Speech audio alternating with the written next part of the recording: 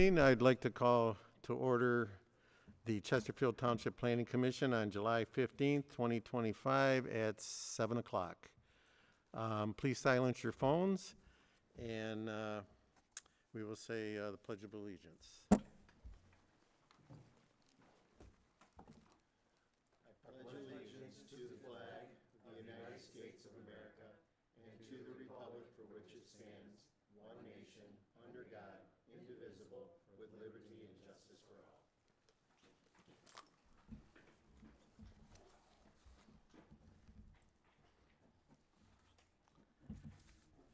Okay, I'm going to do roll call.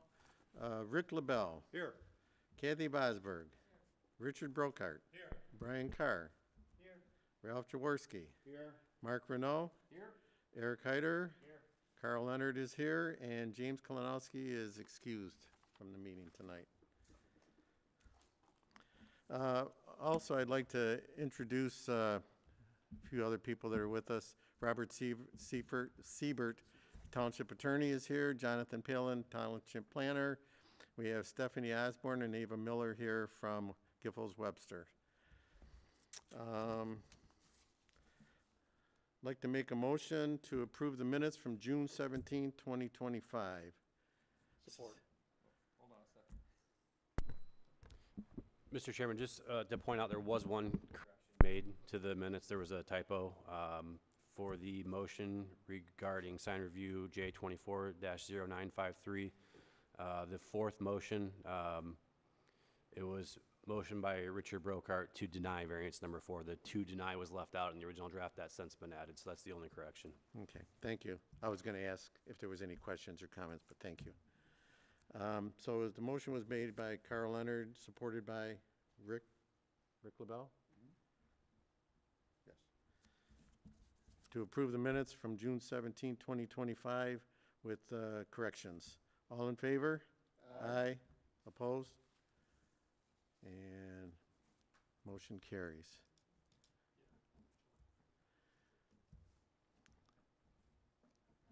I'd like to approve the agenda. Make a motion to approve the agenda. Support.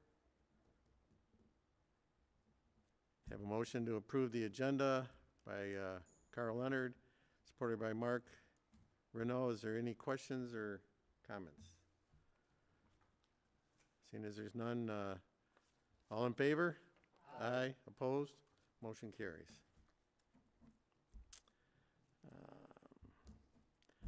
So we have public comments. If you want to come up right now, you have 3 minutes. You can talk about anything you want.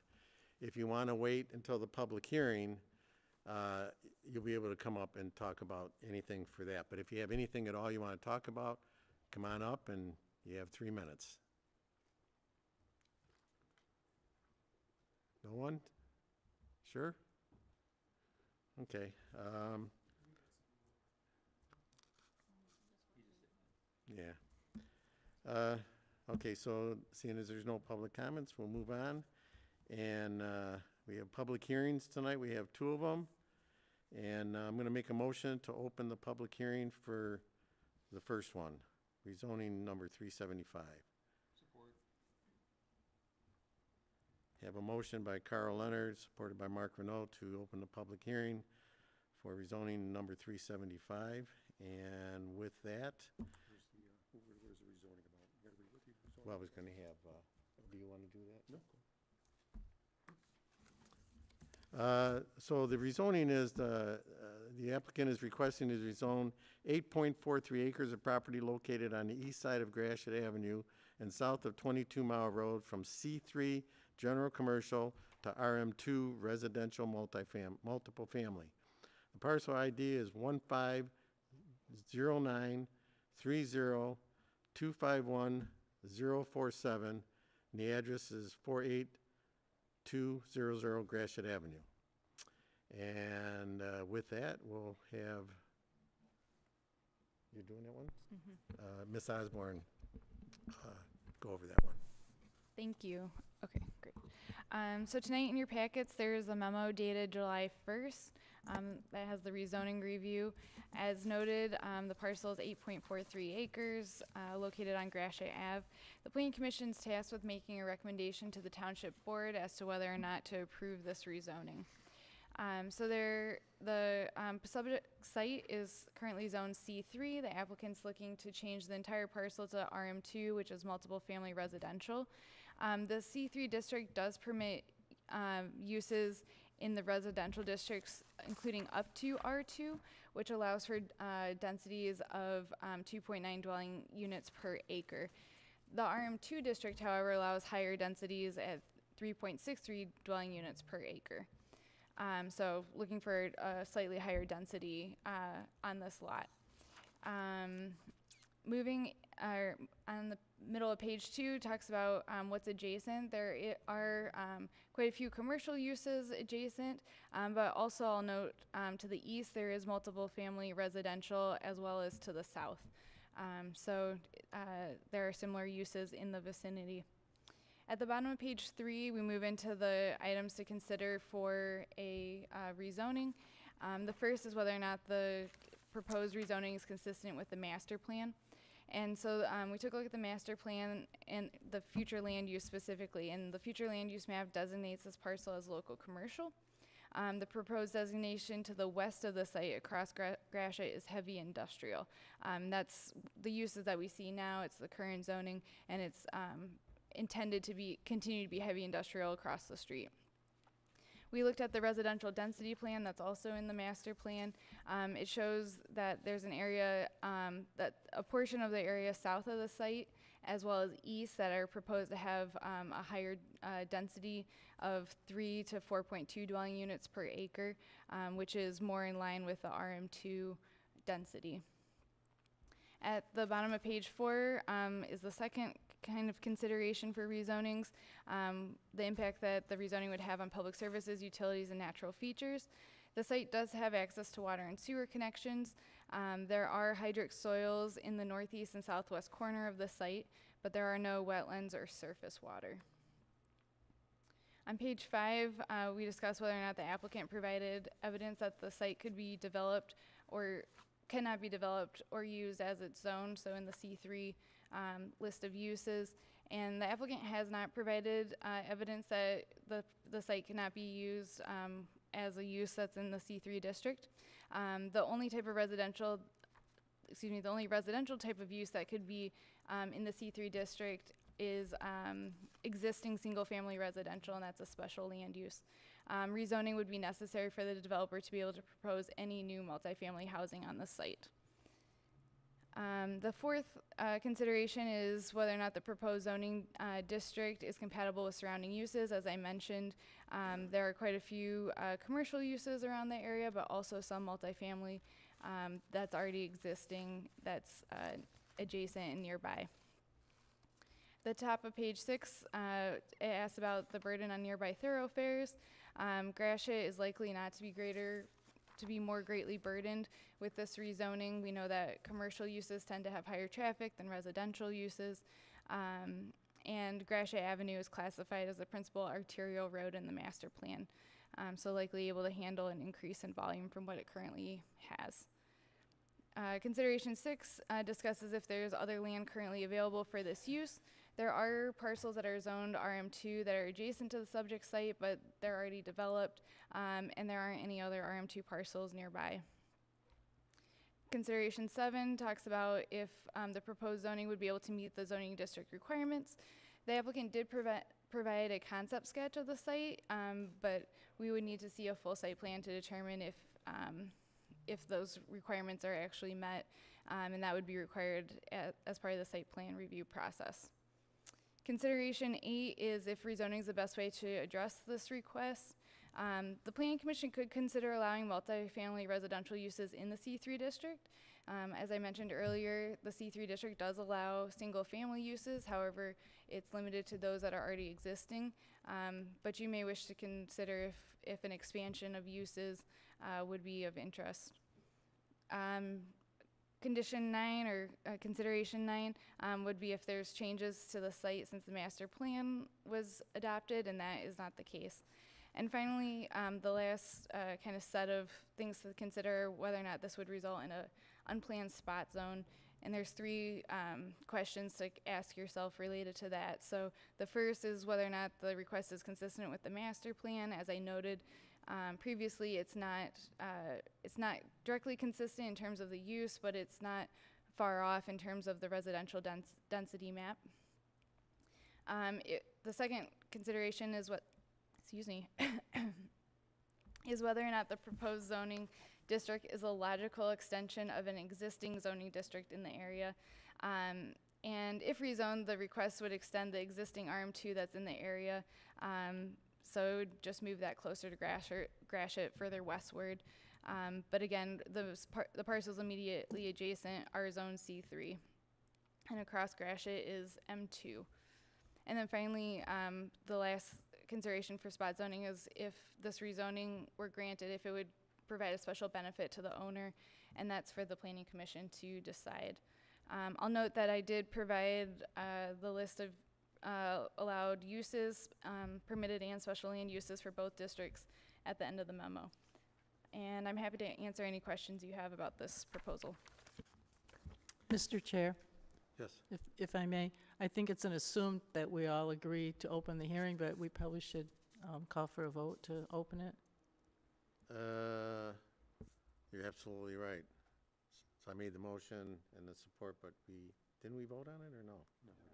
No. Sorry about that.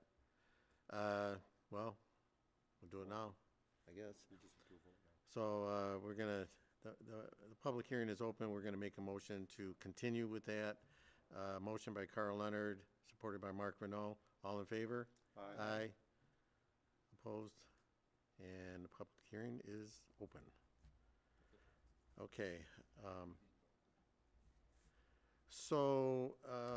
Is the applicant here? I would assume you are. Come on up and tell us what's going on. There's a button in the middle. Push it, please. Okay. A little red light. Yep. Hello, Council. My name's Jack Rillo. I'm with MGM Homes. We've owned the property for many years. I'm a third-generation builder, so we built all the property around there, the condos behind there, and the subdivision. We also have we built the shopping plaza that was adjacent to the property. It was hard to get rentals in there. We sold the building a few years ago. We were just kind of nervous to build another commercial building in the front and have no tenants. So we thought maybe converting it over to a 55 and over apartment use. Just building the condos there, having a commercial building with dumpsters on the back along the condos I built. It doesn't seem nice and feasible to the residents I just built beautiful condos for, to look out at dumpsters for their decks. So I'd like to be able to build a nice upscale apartments. They'll be more like townhouses. Won't be no 3-story high or nothing like that. And that's it. Just don't think that I'd like to build any commercial in the township right now that's going to sit empty. All right. You all set then? Yeah, I'll put my name Okay. down here. So at this point, it's open to the public. If anybody has any questions or comments about this rezoning, please come on up, sign your name, give your address, and you have 3 minutes.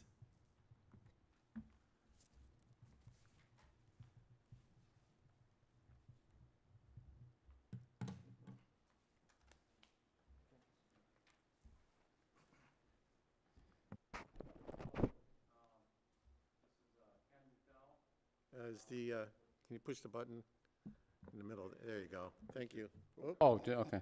there you go. Sorry about that. Ken Dupel, 48205 Gratiot. I seen the request in regards to Jack's proposal. We're heavy industrial across the road. We have several stamping shops on our street. All along Gratiot on his side of the road, there is no multiple to Gratiot. There's a buffer between Gratiot and all the multiple. So we were always under the assumption, you know, that it's commercial over there, industrial on our side. I don't know of any multiple that comes out to Gratiot itself.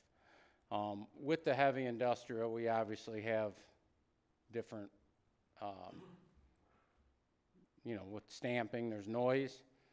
I think everyone's familiar with, you know, at one point, we were looking into, and I know it doesn't meet the requirements for the cannabis. We fall short for that, but also, you know, we're just looking at also that, you know, more homes there in that particular area is, I mean, I get it, but at the same time, the area isn't, there's nothing in that area that's, you know, that, everything with the stuff across the street, I don't know if that is an asset or not. So I just appreciate your time. Thank you. Thank you.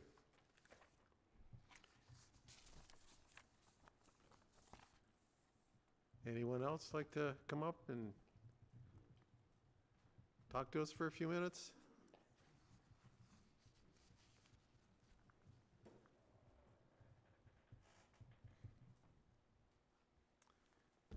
Please sign in, your name and address. Yeah, my name is Ray Tomaszewski. I live directly behind this property. Been there for 20 years. Give me a show of hands how many people been to this property that's on this board. That's what I thought. I live in a condo. Been to what property? I got individual houses next to me. They want to put up apartments? And he's worried about dumpsters? Come on. Excuse me, sir, Yes, dress up here, not the applicant. I'm sorry. That's okay. Why do we need apartments there? We got condos, we got houses. What's my taxes gonna do? Is it gonna go down? Is it gonna go up? Am I gonna get a retaining wall because I don't see those buildings? So I don't know. But none of you people are up here know where this property's at. We didn't say that. I drive by there all the time. I asked for a show of hands and nobody raised their hands. Well, we're not interacting, going back and forth, but we hear you loud and clear.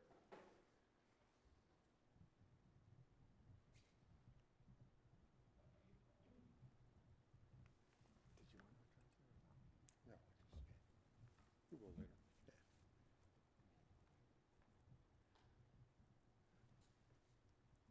When it comes up to the board, sir, there may be some people that will make some comments on the question you had. Thank you.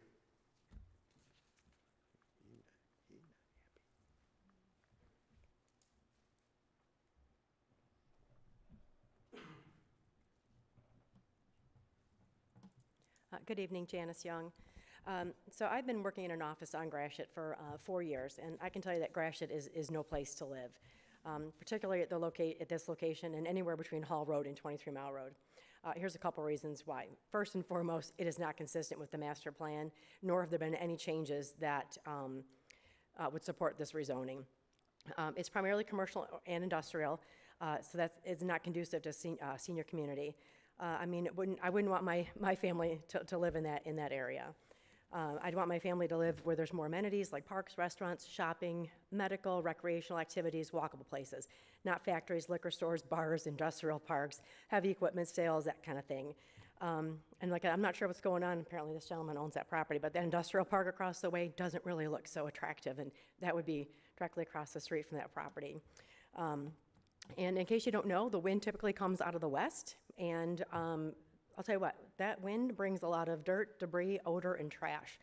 And I know because I spend time picking up the trash in my parking lot at my office. I don't even know where the trash comes from. I walk in the morning, there's no trash. I walk out at lunch and there's trash. I don't know where it comes from. The wind just brings it over, which is what would end up in their parking lot. There's also a lot of foot traffic. A couple weeks ago, I was leaving my office at 1 o'clock in the afternoon. 1 o'clock in the afternoon on like a Tuesday. There were 2 young men walking northbound on Gratiot. They stopped along the pine trees, the landscaping by Pine Gate Drive and Gratiot, stopped to take a leak.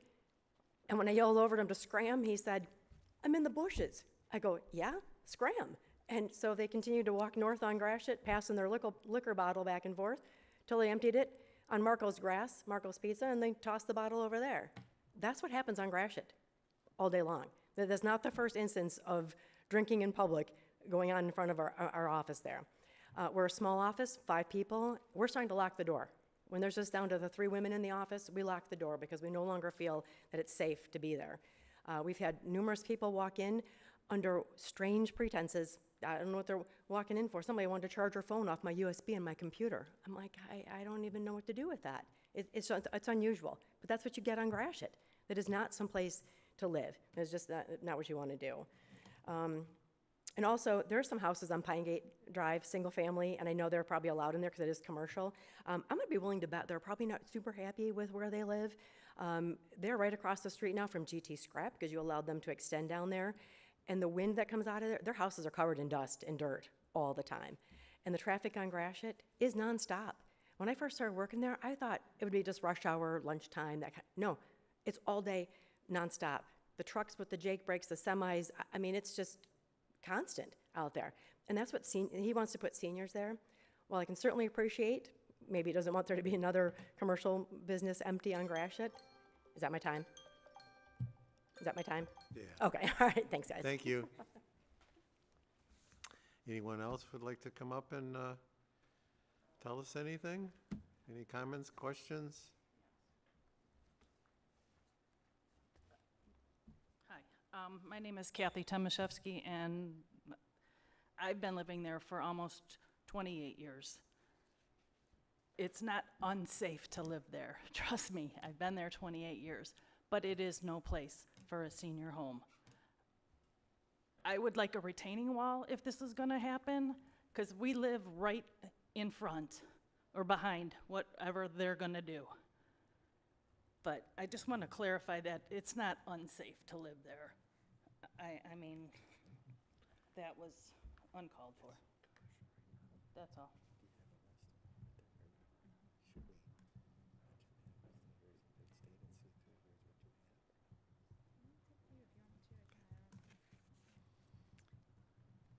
Are you all set? Is there anyone else that would like to come up? No? All right, thank you for your comments, and at this point, we can have the applicant come back up if you want to address any of the comments or questions. Yeah, mic's still on. There will be a buffer, you know, a landscaping buffer across Gratiot and stuff like that. So it's not going to be like, my residents are going to be looking at Gratiot.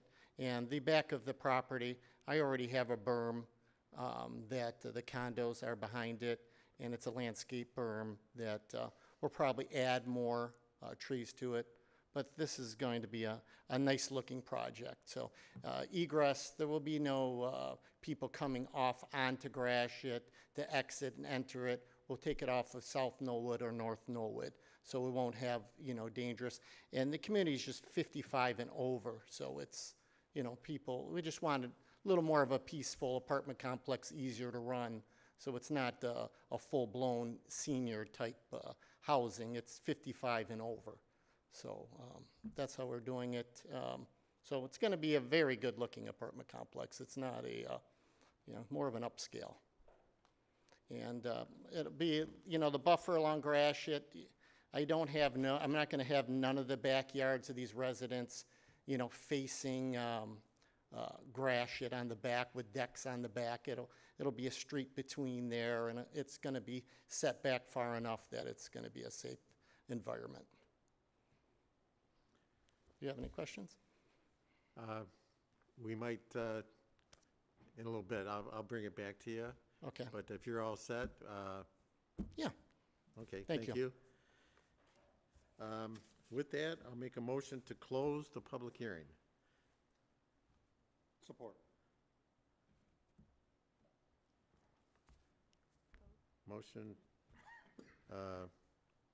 Motion to close the public hearing by Carl Leonard, supported by Rick LaBelle. All in favor? Aye. Opposed? And with that, we're going to bring it up to the commissioners and Kathy Vosberg, if you have any questions or comments. Not at this time. Eric Heider. Yes, I know this is a real basic site plan. Yes, please, come on. A basic site plan that doesn't really show a lot of design details to it. Yes. Now, you said this is an apartment complex, so it's going to be for rent? Yeah, it'll be for rent. Okay, so yeah. this is kind of a one-car garage Yep, item? correct, one Now, car are you garage. going to provide visitor parking? Yeah, there'll be some visitor Will there parking be also. sidewalks? Yes, that's yeah, have to have sidewalks. Mr. Chairman, Hold on one second. just real quick to clarify for the planning commission, this is for the rezoning only. So any site-specific stuff would come, if this were to be rezoned, it would have to come back, and that's when you look at site plan. So anything discussed right now or site plan related would not be, is not really relevant at this point. This is just for the land use itself. Okay, thank you. Okay. So a little redirect on Yeah, okay. questioning.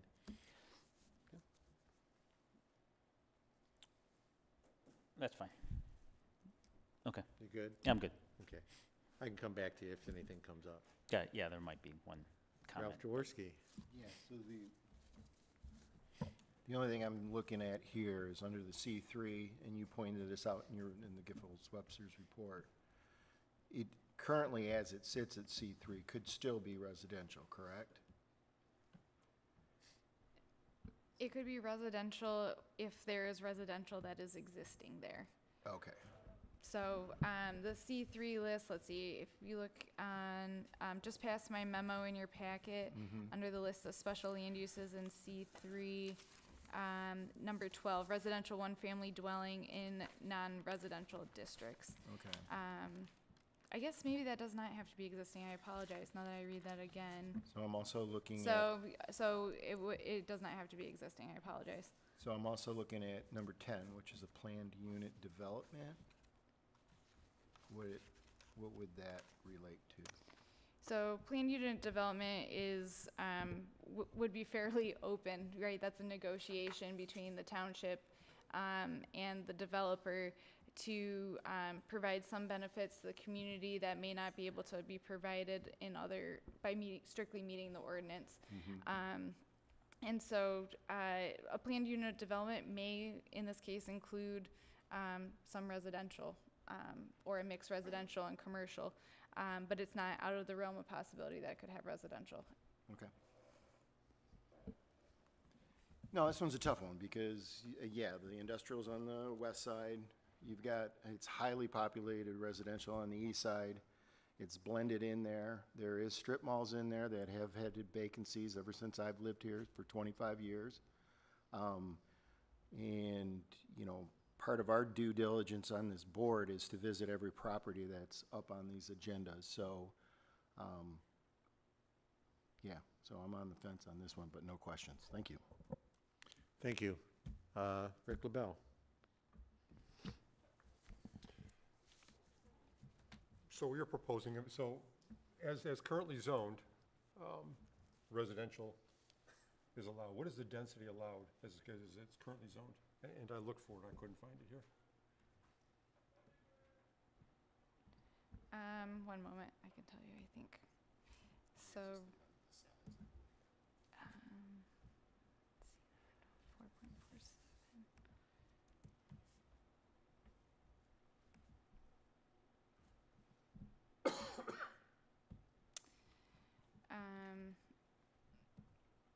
So it would have to meet the requirements of the immediately abutting one family residential district or the closest district to such lot or parcel if none abut.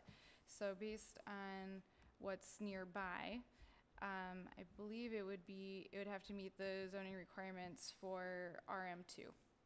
Okay, Oh, sorry, single family, so it would be the R1C. R1C. R1C. Okay.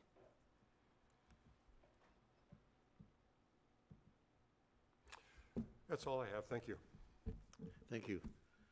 Richard Brokart. One comment, one question. For Mr. Tomaszewski, are you still here? Oh, you don't have to come up to the mic. I just wanted you to know that We don't respond to those questions because it's not a dialogue at that point, but I get a chance right now to respond to your question, and yes, I've seen that property. And I think several other board members have, just to answer your question there. And then a question for the applicant. Giffords Webster has just shared with us a document that says a traffic study would be needed to determine the impact of the change you're requesting. Do you plan to do a traffic study? I was not because I was not because I wasn't coming off of Gratiot, so I was coming off of two roads, North Norwood and South Norwood. And if need to be, if the township wants, I could have access on both roads. But it's not going to be that many residents living in there. So I would suggest probably you guys maybe want me to come off of North Norwood, just because I did like 120 condos over there, where the subdivision, I built like 360 homes in there. So maybe there's a little more traffic, even though that goes off to Brandenburg. So, but it doesn't need to have a traffic study for coming off of them two roads. No further questions. Thank you. Mr. Carr? Well, so I think more I need an education by maybe Mr. Bob and because Jonathan, just because I mean personally, I understand the economics of the commercial, brick and mortar right now, and understand that it's really not our job to get into who wants to buy a residential home there or not, or an apartment. So I really don't look into any of that because it's really not my call what people want to do. But looking at the rezoning itself, like myself, I'm not opposed to the rezoning, but what I'd be more curious to understand is from a board perspective, I understand we're only focusing on the rezoning, but I would be more comfortable with approving a rezoning if we have more input into what he's going to do. Like for instance, his rough sketch that he did, although elementary, I did agree. I could see what he was trying to do, right? He did create a larger buffer off of Gratiot, which I definitely would require. The buffer off the back condos, which I would require, and I did see how he avoided the access off of Gratiot, which I think was a right thing to do. But I would be apprehensive on approving, and this is why I don't know what legally we're allowed to do, approving a rezoning without having some of those assurances that if we approve the rezoning and he comes back, that it's a plan that, because it just doesn't just fall under RM2, and then all of a sudden he doesn't have to do screening. He doesn't have to do a larger easement off of Gratiot that provides a larger, setback. Because, I personally wouldn't want a townhouse either right on there. But again, who buys it isn't my concern. But what do we have anything like that? Yeah, the answer is no. Okay. You know the difference between a rezoning and a site plan approval. Mm-hmm. Okay, rezoning, you are asking yourself, is the request by the applicant, Stephanie went through 10 or 11 factors, Yep. they're all great. Yeah. Stick to the basic factors. Is it consistent with the master plan? Is it consistent with surrounding land uses? Is it consistent with surrounding zoning classifications? And you may want to filter in traffic. It's Yeah. on Gratiot, for God's sake. Yeah, I know. Yeah, I'm anyway, fine with it. but so if you stick to those three, Yeah. that's what you're looking at. Okay. Now, if you do rezone it and they come back, you apply all of your site plan requirements that are set forth in the ordinance for that zoning district. Yeah. That's when you screw down and get into the technical aspects of it. Where are the roads going to go? Where's the landscaping going to go? How are the buildings? What are the setbacks going to be? All of that is reviewed in site plan. Now, you can't compel this, nor can you suggest it, but the applicant could have, or still could, come in with what's called a conditional rezoning. They can come in and say, we're going to make you a deal. If you rezone this property to multiple, I am willing to do the following. He can do that, Yeah. but you can't Yeah. You can't compel it. The zoning laws changed Right. about 15, 20 years ago where they allowed that for whatever reason.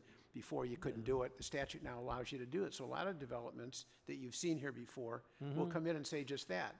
You had a couple within the Yeah, we last have, couple correct. months where they came in and said, I'll make you a deal. I will limit the uses that I can put on that property. If you rezone it, I'm entitled to put in all the permitted uses, and I'm also entitled to special land uses. I'm gonna give all that up.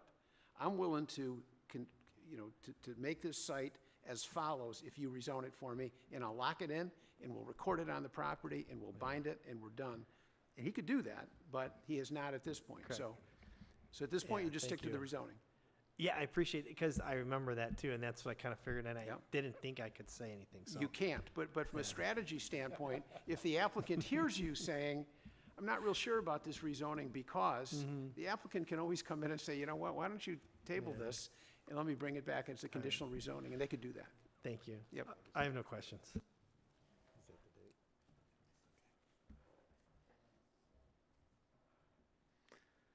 All set? Okay, thank you. Mr. Renault? Yeah, just something, just a real quick question. I definitely understand, as Brian said, the economics of trying to do a brick and mortar commercial building right now. What makes you think that a senior, 55-plus senior complex off of Gratiot right there is actually viable? Well, you guys just approved the one for Salmar, which is a pretty big building right off of Gratiot and 21 Mile Road, which is a busy, busy corner. I'm in the mid part, so it's a lot less traffic and a lot congestion than having, I don't know how many residents he has in that, they're 3-story buildings. This is very minimum compared to what he's doing. I'd rather do that than try to build another car wash, another marijuana dispensary, another storage place, and just a shopping plaza. If you're going down 23 Mile Road, where Leo's Coney Island, that building has been empty for over 10 years. And I had that plaza next to it. It was empty. I'd rather have one apartment unit empty than having a whole 6,000 square foot unit empty to sore eyes. So I think, I mean, for rental, it's rental, right? So it's not somebody that I have to worry about that's buying a house or a condo from me that doesn't want to be on Gratiot. These are people that are going to be there short time. They're renting, so that's what I thought was going to be better. I'd rather have one unit empty than a huge building empty and lose all my assets. Okay, nope, that's fair enough. I was just Yep. curious what thought you gave that. Thank you. No other questions. Thank you. The chair has no questions at this time. Everything's pretty much been brought out that I would have thought about. So with that, normally what we do is we, Mr. Chair, yes, could I ask a question? absolutely. Thank you. I'm curious, ask of the applicant if there's been any formal research or any data on the question of is there any evidence provided that the property cannot be developed as zoned? I mean, we have some anecdotal data, as you said, driving down 23 miles, stuff like that. Have you done any? Are there any studies? I have not done any studies. We've owned it since the 70s. I've had 2 big signs up there for commercial property for rent to see if I can bring somebody in. And I have no anchor stores or anybody. Them signs that I've put up, I've renewed them every like 10 years. They have been up there, I bet 30 years, and I have not had one person call our office and say, hey, you know, I'd like to put in a fast food place or like we all want, a fruit market. But I have no Vincent Joe's or Randazzo's knocking on my door to build a building. If they did come to me and they wanted, yes, I would gladly build a building, and I know I have a good tenant that's going to stay. But I'm sorry, I do not have anybody knocking on my doors for any commercial. All right, but you've I had have not signs done- up for how long? 30 years, 30 years, the signs were up, yeah. And they're still up right now. and they're still up? Yeah. Well, that's some evidence. so- Yeah. Okay, thank you. Absolutely.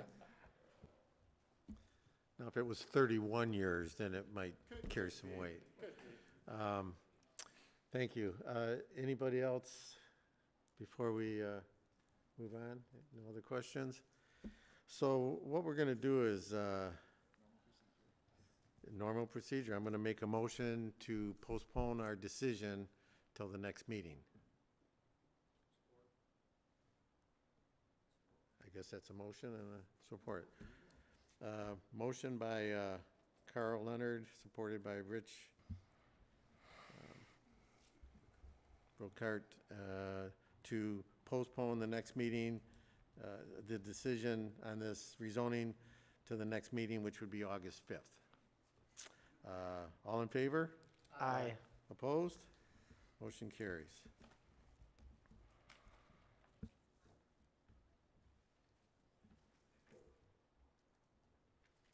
Okay. Thank you with that. So moving on, we have another special, another public hearing. It's for a special land use. And I'll make a motion to open this public hearing. I'm sorry? Mrs. Vosberg supported. Oh, no, I knew that. Thank you. Motion by Carl Leonard, supported by Kathy Vosberg, to open the public hearing for item B. And with that, I'll read what it is. This is for 7 Brew Site Plan number 2025-04, Special Land Use, C3, 0.36 acres, northwest corner of 23 Mile Road and Colonial Club. Parcel ID is 1509-17400-127. With that, we'll have Ms. Osborne. I'm sorry. Oh, I'm sorry. Keep forgetting the votes.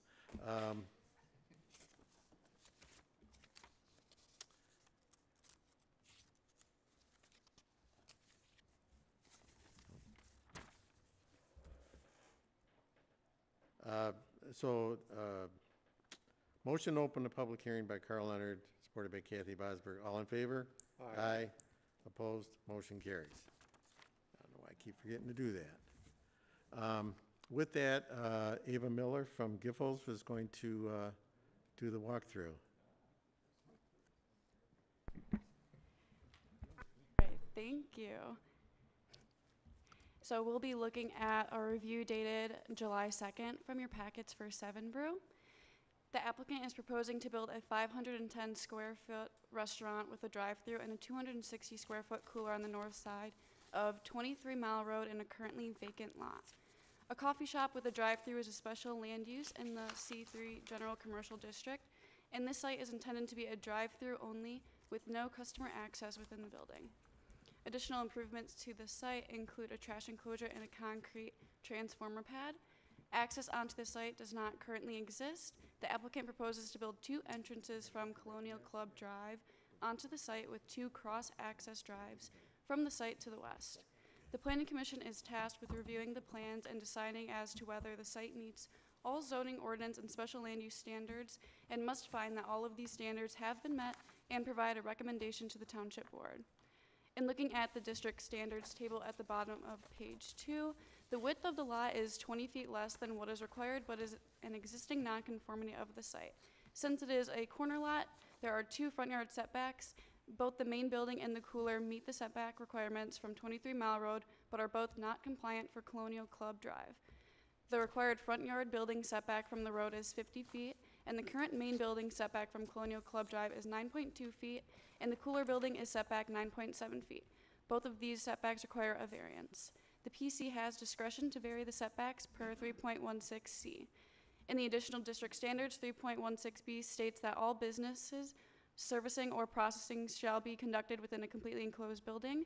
The applicant has described in their response letter how their operations are similar to that of a drive-through, but there will be employees taking orders and delivering beverages at car windows and not within a completely enclosed building. At the top of page 4 are the use standards, but we'll cover that later on. Starting at the top of page 5, we'll look over the standards. For building surface materials, the applicant is proposing to use a prefabricated building that will be delivered to the site. The main building materials consist of 2 colors of Nichiha fiber cement panels that have an exterior finish along with insulated tempered thermal windows with metal trim. The Nichiha Modern Brick Midnight makes up the lower half of the building, and the Nichiha Canyon Brick Shale Brown is on the upper half. A canopy is proposed over the drive-through area adjacent to the building, but the material is not determined. The same materials and colors are used for the cooler building as well. The applicant is proposing a 5-foot wide concrete sidewalk surrounding the proposed building, leading to the west side of the cooler. Additionally, a connection will be added between the existing sidewalk along 23 Mile Road and the building, including a marked pedestrian crossing across the driveway. No screening is required for the site, but since this is a corner lot, frontage landscaping is required along both 23 Mile and Colonial Club Drive. For the frontage along 23 Mile Road, 2 ginkgo trees are provided, which is compliant, and the applicant has also added 11 bushes surrounding their sign. For the frontage along Colonial Club Drive, 9 trees are required that are not provided. The applicant did include 23 shrubs located along the parking area and another 5 junipers along the cooler building. The use of drip irrigation is also noted on the plans. At the bottom of page 5, we'll look at landscaping. For parking lot landscaping, the ordinance requires 1 tree per 6 parking spaces. Since there are 5, the applicant provided 1 ginkgo tree next to the parking lot, which is compliant. It should also be noted that the plant schedule on sheet C7 includes a Shade Master honey locust tree, which does not appear on the plans and should be removed. As for lighting, found in the middle of page 6, the newest set of plans has lighting that is not reflected in our letter, so I will detail what is proposed. Found in the architecture plans on sheet SU 1.2, 10 ceiling mountain lights are proposed on the drive-through canopy with an additional 2 for the rear entrance of the building, which is also proposed to have 1 wall light. Additionally, there is 1 light pole next to the parking lot. All lights meet height, shielding, setback, and average and uniformity foot candle requirements. In addition to these fixtures, the applicant is proposing a neon blue LED flex light around the drive-through canopy and the roof panel. These lights are not shielded downwards and are therefore not permitted. Additionally, a note confirming that all lights are stationary, constant in intensity, and color with no flashing, oscillating, moving, or intermittent lighting should be provided on the plans. For parking spaces, the plans note that there are up to 4 employees per shift, no dine-in seats, and no internal waiting area inside the building, which requires a total of 2 parking spaces, and the applicant has provided 5. 2 bicycle parking spaces are required, and 2 are proposed on the south side of the building near the 6-foot wide sidewalk connecting the site to 23 Mile Road. The applicant shall confirm the measurements for the bicycle parking spaces are 6 feet wide and allow room to maneuver the bike to and from the proposed bicycle rack without being in the access drive. 2 30-foot wide shared entrances are proposed to the north of the site. One is a cross access point from the parking lot located to the west, and the other is from Colonial Club Drive. There are also 2 24-foot wide egress-only exits to the south of the site and are compliant. However, the Township Police's traffic unit had concerns about access to the site that they felt could be addressed with additional signage that the Planning Commission may wish to discuss. Moving along to the top of page 7, there are 13 total bollards located on the site plans. There are 5 to the south of the building by the bicycle parking spaces, 2 located in the drive-through aisle in front of each of the digital displays, and 6 within the trash enclosure. The bollards are compliant in terms of height, color, and material. The applicant did not propose any loading or unloading areas on the plans. They indicated that the site would receive up to 2 deliveries each week and that the timing can be determined whether to be during or not during business hours. The applicant indicated that deliveries will be made through a small van or box truck. Loading and unloading is only permitted in side yards if it does not interfere with vehicular and pedestrian parking and circulation, nor abutting uses. If these activities occur under the canopy height must be increased to 14 feet, and the Planning Commission may wish to further discuss with the applicant how deliveries are made to determine if a loading area is needed. For drive-throughs, the applicant is proposing 2 11-foot wide lanes that do not exceed 8 stacking spaces in length. Since the stacking lane is likely to be visible from Colonial Club Drive, a 3-foot wide landscaped island is required. This wasn't addressed in our letter, but we noticed the applicant provided shrubs on Colonial Club Drive that mostly screen the stacking lane and meets the height requirements for this buffer. Also in our letter was the 10-foot wide lawn on the west side of the site should be landscaped in a manner consistent with the parking lot setback landscaping requirements. The Planning Commission may wish to discuss if additional landscape is needed for this. Regarding circulation access and the queuing area for vehicles, the only way for those parked on site is to leave through the queuing lane, which could pose a problem for employees or patrons who are trying to leave but do not want to wait in line. The ordinance does not allow for drive-up lanes to block adequate access to parking spaces as well. The Planning Commission may wish to discuss if circulation access and queuing area is sufficient to keep stacked cars from conflicting with parking. There will also be no speakers on site, and the applicant is proposing 2 digital signs, digital displays that are located on the west side of the building near the C2 parcel and are aimed away from the residential area to the east. The Planning Commission may also wish to address opportunities for walk-up services for this restaurant, since the proposed use is only accessible to a customer in a vehicle and there are many residential dwellings nearby. Additionally, the drive-through lane should have a minimum inside curb radius of 15 feet and should be noted on the plans. For trash receptacles, a 6-foot 9-inch tall trash enclosure is provided to the north of the site, adjacent to Colonial Club Drive. According to the detail sheet on A6.1, the enclosure is approximately 17 by 14.5 feet in length, with a proposed 4-inch concrete pad underneath.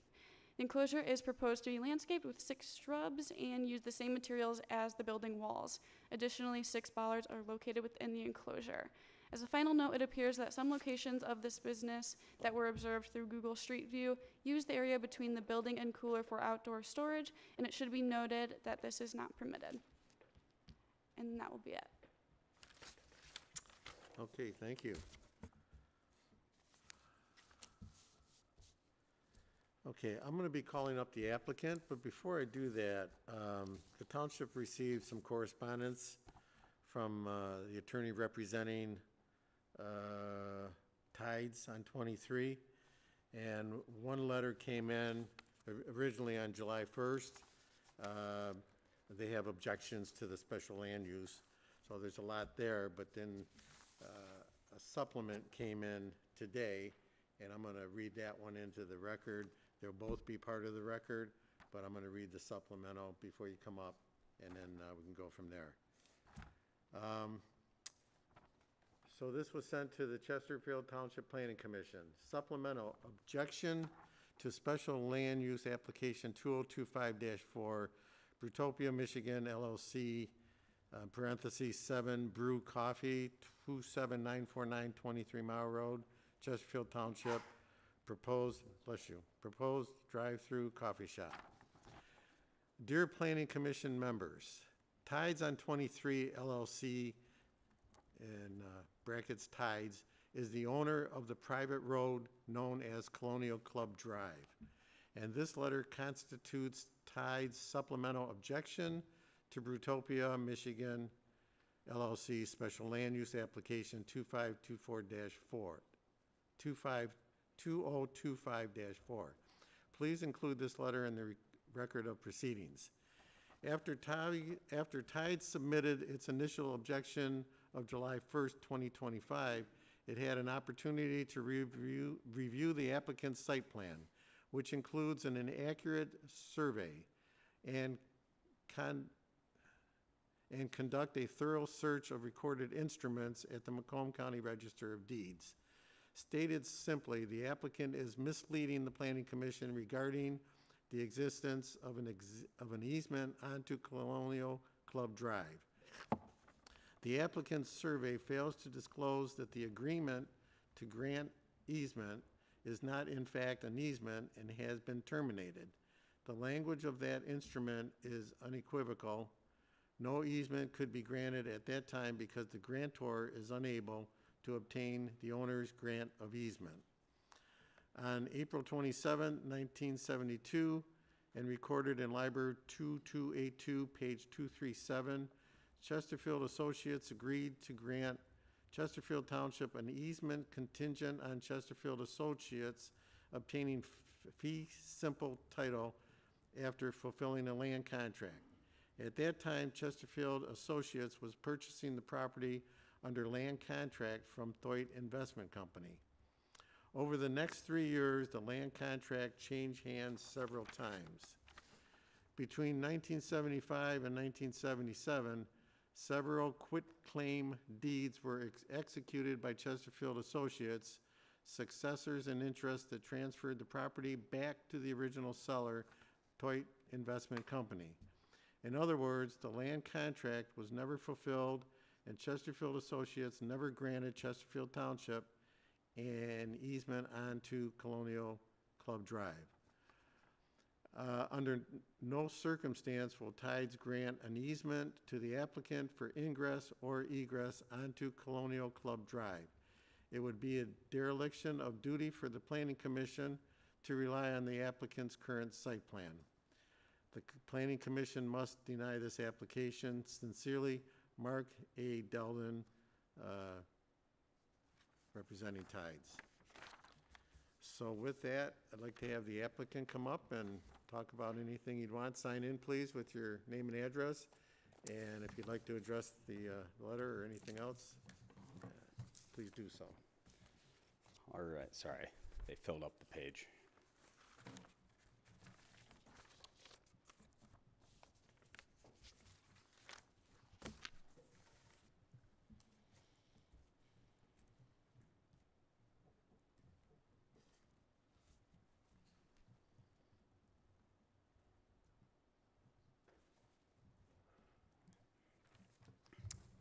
All right, sorry. My name is Reed Cooksey with Stonefield Engineering Design, representing the applicant tonight. I appreciate Ms. Miller. She gave a very detailed explanation of the site, so I don't have to, but I'll provide a little additional color here. What we have here is a very unique site on a very unique piece of land with a very unique user. It's a 60-foot wide, commercially zoned site. You do not see that anywhere. And why we think this is a great marriage here is we have a 500 square foot building, which you also do not see much of. I'm going to explain a little bit about 7 Brew, who we are. We're a new concept coffee drink user. You think coffee, you think Starbucks. That's not what we are. We have industry leading throughput times under around 2 to 2.5 minutes from order to drink delivery. As we said, we don't even have menu boards. It's mainly online ordering, scanning a QR code, ordering online, having your drink brought out to you, or we do have the option of employees go out with an iPad, similar to what Chick-fil-A does, order, and then they run the drinks right out to you. We only sell drinks. That's what we do. We do it well. Because of this, we have limited site area that we need. We have limited parking that we need. The 5 spaces on site are strictly for employees. Employee shift times are during non-peak hours. There'll be, we have over 300 stores. This has been consistent across the country. There's no conflict with needing to leave the site as an employee and having to impact any of the drive-through lanes. With that said, operationally, we're very fast. We're very efficient. That's why we need minimal stacking. We have 2 lanes of stacking spaces with no menu board. You can pull either side. They run it out to you. Access-wise, we've got great access on site. No direct access on 23 Mile, which obviously everybody loves. And then we have cross-access between Colonial Club, which I will get to, and the shopping center to the west. What this allows us to do is our customers can have multiple forms of egress into the site, as well as multiple forms of ingress as well. Looking at the site and how operationally we look, I know there's some concerns from Colonial Club. Not only they don't think we have rights to that driveway, but also people using it as a cut-through. If you look at the shopping center and how things are oriented, there's no need for anybody to cut through our site to get to Colonial Club. We're in the southeast corner. The majority of the shopping center is actually facing Gratiot. So our corner is pretty orphaned over there without people needing to come and go through our site, which also makes it unique and also allows access to be strictly for our customers, which in the intent here. Deliveries, as they're noted, are off hours. General box trucks, again, we just have drinks, so it's syrups, drink packets, things of that nature. So they come in your typical Amazon delivery generally. If Amazon can get down your street, they can get through our site. They're park, drop it off, and leave, and we can generally dictate those times as well. As for Colonial Club, I know you've received 2 letters, both eloquently written, with a lot of false statements on their end. Again, we've been working with the township here. The letter that you read, Mr. Leonard, the easement that they are referring to, they are correct. That easement was a temporary easement that was there. It's 86 feet wide. That is not the easement in question here. We're talking about a 60-foot easement that goes over the site that was recorded the same year, that grants us the same driving street rights, that grants us the same utility rights to Colonial Club. I have with me, this is shown on our survey, but people have been concerned about the actual easement. Can you hand me that stack of papers? I have with me our title report, which indicates all this, and the easement itself, which, again, they were talking about exception number 9. We're talking about exception 7, which is LIBOR 2253, page 901. 10 copies here. In case we don't pass it around. And there's 5 copies of our title report as well, where they pull the other exceptions from. Now, this easement was recorded in 1972. As you'll see, it's very old, handwritten, but it is still valid. What I also have here is another exhibit that shows not only the easement in question, which is shown on our survey, but in that easement document that you have, it also describes a parcel that it is granted to, which is a much larger parcel. Obviously, it's been subdivided over the years, but it includes the shopping center, our parcel, and the Colonial Club condominium. So I'm going to pass this around as well.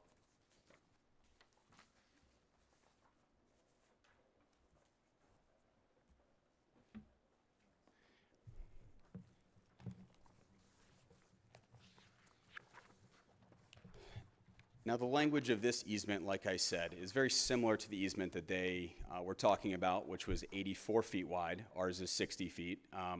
That, I guess, was at the time the township was potentially looking to, maybe make it a public road, and said, hey, if you ultimately develop it more, we'd love to have some rights to accept this as a public road. They never did.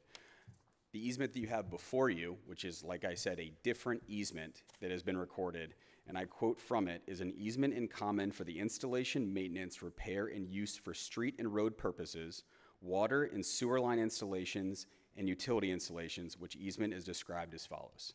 And then it has the legal description of the easement, and then the parcel that is described. In the last page, you can see the sketch of the easement, which is also shown on our survey. So, again, while I do appreciate the candor of their letter, as well as a few other very pointed emails directly just to me, that is, blatantly false on their opinion. A couple other items in their first letter, besides the illegal access, the inadequate front yard. Obviously, we know we have a variance for the front yard. Ms. Miller pointed that out. We are going to be seeking a variance for that. Obviously, we have a very unique lot, 60 feet wide with a 50-foot setback there, a 10-foot wide developable strip, which also is required to be a landscape buffer. So, no, we feel we have a hardship there, which, again, we'd welcome a condition of our approval to get that variance. Poor circulation and stacking lane and no bypass. Again, I think I addressed the stacking and the circulation. As far as the bypass, I think it was also mentioned that we've been working with fire and police on this site. We've had multiple calls with the fire marshal about how they will get their truck around, our canopy location, things like that. They mentioned to us, we can absolutely access your site from either sides, and as long as we have a 10-foot wide from the edge of canopy to the curb, he's found that satisfactory of a lane for him. Not suitable for a drive-through. Again, I think I've made this pretty clear that we're a very unique use. We're not a McDonald's, we're not a Starbucks. We are a new concept. We've only been around for less than 10 years, and we're really expanding nationwide, and that really sets us apart because of our throughput time, because of the size of the building and the efficiency of the operation. There's really nobody else that could use a 60-foot wide piece of land in the township or anywhere besides us that has good access and circulation through. And then, as far as not satisfying the special land use requirements, we provided a letter as well in the packet where we feel that we do. One of the items they mentioned is we're not compatible with surroundable uses. I kind of find that a little laughable considering of the uses across the street. We're right next to a gas station. Across the street there's an Arby's, there's a Savvy Sliders, there's a Starbucks, and then obviously directly to our east is 94, and then on the other side is a Taco Bell. I would gather that we are the very appropriate use for this corridor, not to mention Gratiot to our west. And then traffic and safety. We're not adding any curb cuts to 23 Mile. We are accessed through an existing shopping center. That's the part that we're accessing through is the less used side. You know, the Gratiot frontage is definitely the primary frontage there. There's a few stores on there, but generally this is definitely the less used frontage. And then Colonial Club, there's no direct access for the condos on this stretch of Colonial Club. All of them go way down the road and turn to get into their units, which, you know, again, allows great visibility for when they're coming, as well as adequate stacking at the signalized intersection they have there on site. We meet all DOT stacking length requirements from our window all the way around, which is 400 feet. Again, I feel like I'm kind of pounding the drum a little bit here, but this is a ultra unique parcel, and we are an ultra unique use, and it's a great symbiotic relationship for us in the township. So with that, if you guys have any additional questions, I'd be happy to answer them. Thank you.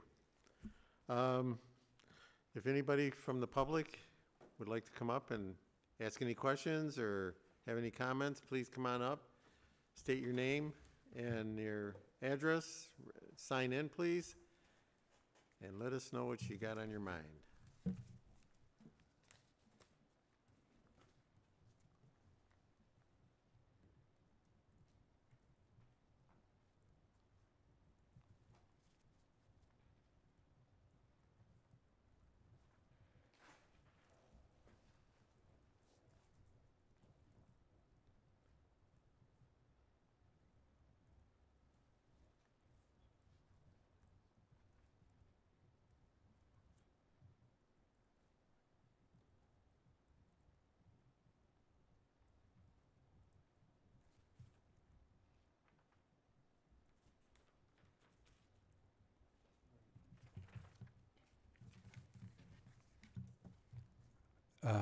Okay, I just want to make sure the mic was on.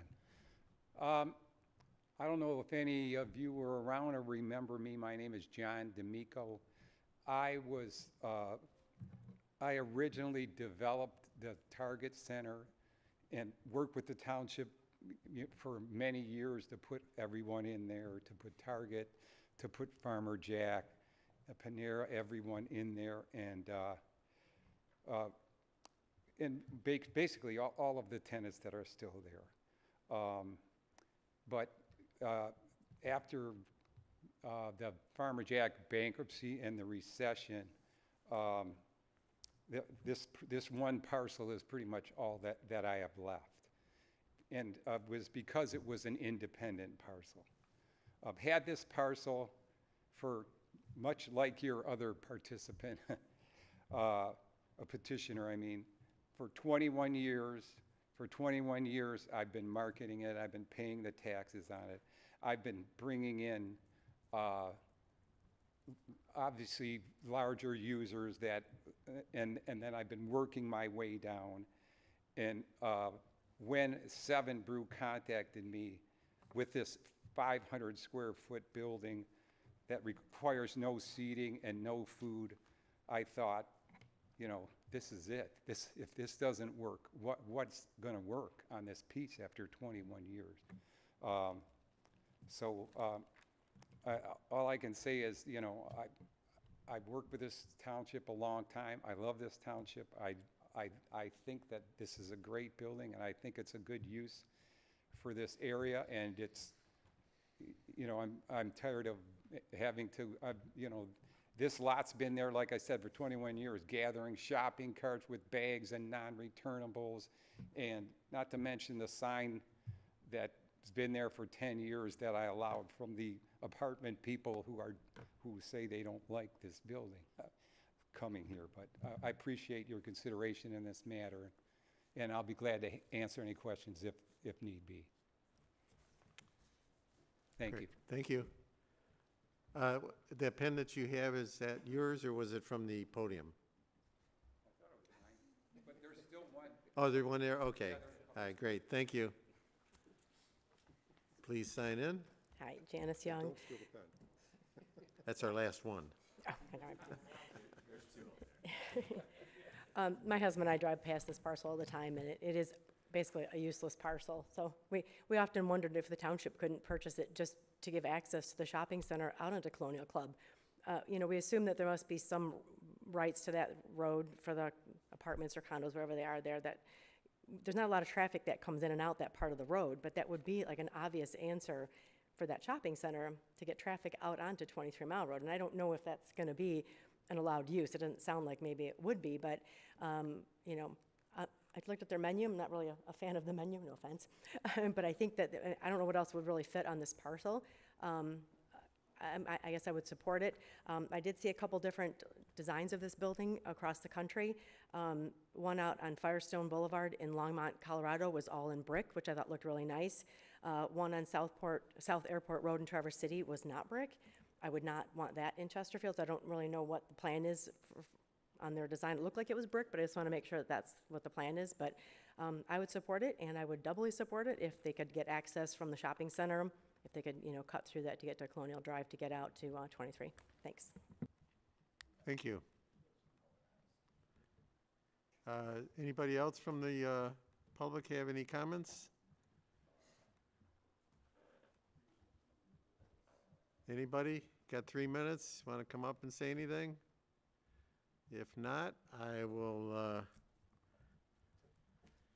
close the public comments and bring it back to the applicant if you have anything you want to add. The only thing I'd like to add is, you know, obviously there were a few requirements of our site application. I mentioned the variance, but you know, everything else with adding landscaping to the 10-foot buffer, removing the tree that actually isn't proposed from our schedule, as well as the lighting notes and everything. We will comply with all that. That's not an issue. You know, there's some minor tweaks that we would absolutely revise and resubmit as a condition. So.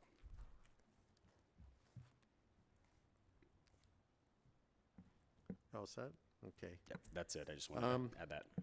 With that, I'm going to make a motion to close the public hearing. Support. Motion to close public hearing by Carl Leonard, supported by Mark Renault. All in favor? Aye. Opposed? Motion carries. And I didn't forget that time. Okay. With that, I'll bring it up to the commissioners and Kathy Vosberg. Do you have anything?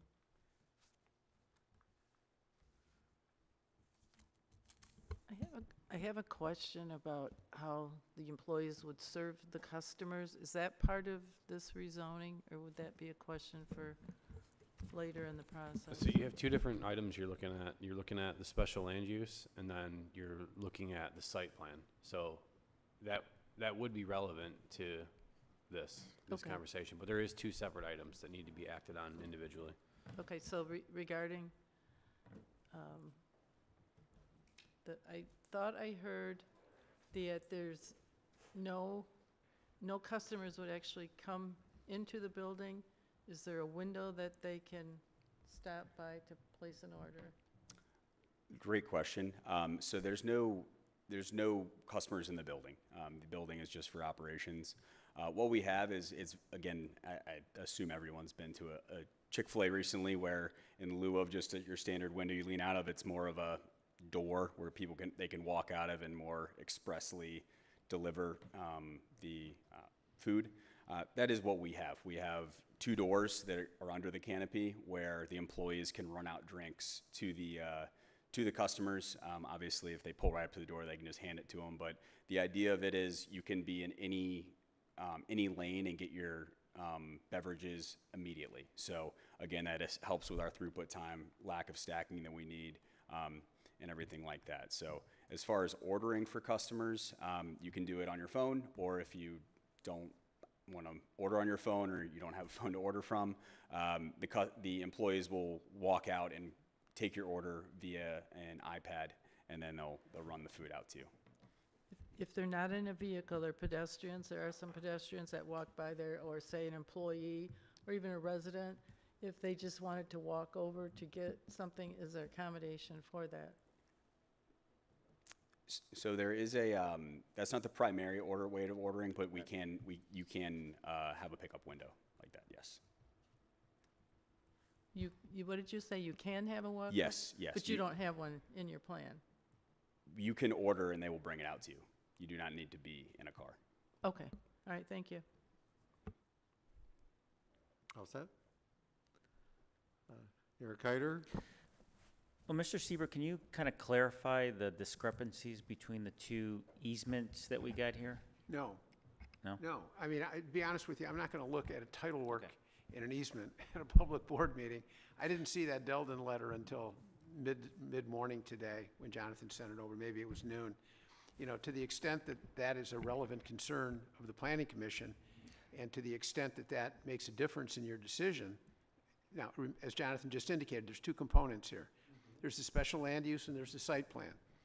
If you were to grant the special land use, then the site plan is then alive and well before you, and that access is obviously a consideration that you need to look at, and I would have to look at the documents to see whether or not they in fact have access. Now, if there's a dispute between two law firms as to whether or not they have access, what I say is immaterial. They may end up in circuit court on a suit to quiet title or some other action to determine whether or not there's an easement. But on the special land use issue, you will have to go through the 8 standards or in the ordinance and determine whether or not the requested special land use satisfies all 8 of those criteria, like you've done in the past.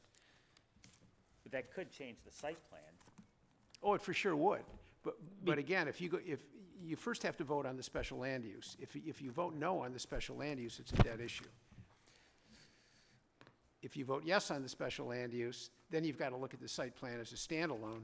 And if the site plan, if they haven't satisfied you that they have ingress and egress on this to get to Colonial Lane or wherever this road That would is. change the site plan, because then the questions between the special land use and the site plan could alter questions on what we have and exactly how they would address. Well, let me turn it around. Is the issue of whether or not there's access, is that a concern of yours in the special land use determination? And if it is, then Yes, we in need- relationship to the two egress and ingress off of Colonial. Because if they lose that, then there's kind of a bottleneck discrepancy. Now we have kind of a lot of inflow of cars going into the one approach off of 23 Mile, going in and out of that close If proximity. that is if you believe that that's a legitimate concern of yours in analyzing those factors as to whether or not a special land use has been satisfied, then we need to answer the question as to whether or not they have an easement, and we're not going to get to it tonight.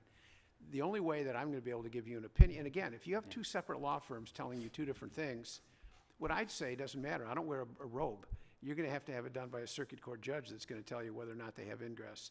If you want me to weigh in on it, what I'm going to tell the applicant is, or tell the commission to tell the applicant is, I'll look at it, but I'm going to order title work on my own, and I'm going to look at the documents and see what happened before I give you a legal opinion. I'm not going to rely on some title work that I'm not familiar with in documents that I've never seen before. I guess trying to separate the site plan issues in relationship to the special land use. Well, they're very different. Yeah. Okay. Because I have other questions, but that wouldn't relate to that. All right, I'm fine. All set. Well, you can talk about the site plan. Well, all right, on the site plan itself, on the parking, you have, one way in, one way out. And you have angled parking for the employees. What happens if there's a shift change and you have, let's say, 20 cars stackable that's kind of in line, even though there's a 3-minute kind of turnaround time, that an employee can't get out? Because there's a car behind me, so I'm stuck there waiting, and there's really no fire lane to kind of address that situation. Yep. So, like I How do you mentioned solve that? before, shift changes are done during non-peak times. Our general peaks are in the morning and in the evening after work. Shift times are generally midday. that, where we have very limited cars coming to get drinks. Again, we have over 300 locations across the country. This is our prototypical method of parking for the employees to try and limit the footprint that our development has. Because of that, it does allow us to kind of place it within the stacking lane and not need a separate facility for that. As far as the fire lane goes, again, we've had extensive conversations with both fire and police on how to service this site. The fire marshal confirmed that he can access the site from both surrounding sites as well as with our canopy 10 feet off of the curb line, which is a reduction from our prototype, that he can adequately circulate the site if need be. Okay. I'm fine. Thank you. Mr. Jaworski. Just not administratively, but who maintains that road? Colonial Drive. That's a good question. I'm not aware. I mean, this legal stuff was brought up today, or it was been referenced, but like. Well, let me, Jonathan brought up a good point. We were just talking about this. If, again, you gotta separate the special land use from the site plan. Right. If you got over the special land use and you concluded that they have satisfied all of the standards in the ordinance, and you're then looking at the site plan, and the applicant says to you, I am submitting a site plan with the condition that there is access to Colonial Drive, that we have access, and you approve that site plan, and it turns out that they get into a tussle with the people next door and they lose that lawsuit, that site plan is useless. That site plan doesn't satisfy what you approved, and they're going nowhere. So it doesn't do them any good. So I can't speak for the applicant, but if I'm going to develop a piece of property and I got a development next door that's telling me that we have no access, and I'm betting my house on the fact that I do have access, I'm going to get that resolved before I come in and ask for site plan approval, but I'm not the applicant. That should be addressed before they got here, but that's their call. Right. Okay. So looking at the zoning, that would lead to my next question. Once that decision's made, yes or no, would you still be developing that parcel? If you find that they have not met the special land use criteria, then it doesn't matter whether they have access to site. They don't have special land use. Okay. Special land use, remember, is a land use question, as Stephanie and Ava just said. It's a land use question. They're coming in because the ordinance says, because they have drive-through and other features, that it is a special land use in the district, and you have to determine whether or not, remember, our ordinance says that they have to satisfy all of the criteria. Correct. So you got to go through them one at a time and determine whether they meet them each. Okay. I think where I'm going with it is, that particular parcel is a standalone piece of property right now, correct? Yes. So you have to get to it one way or another. It's either off 23, off Colonial, or through the development, the shopping mall. So 23 is out of in my opinion, is out of the question. If you can't get through it through Colonial Drive, then the only other option would be through the shopping mall. And that would then be up to the developer if they wanted to proceed with putting that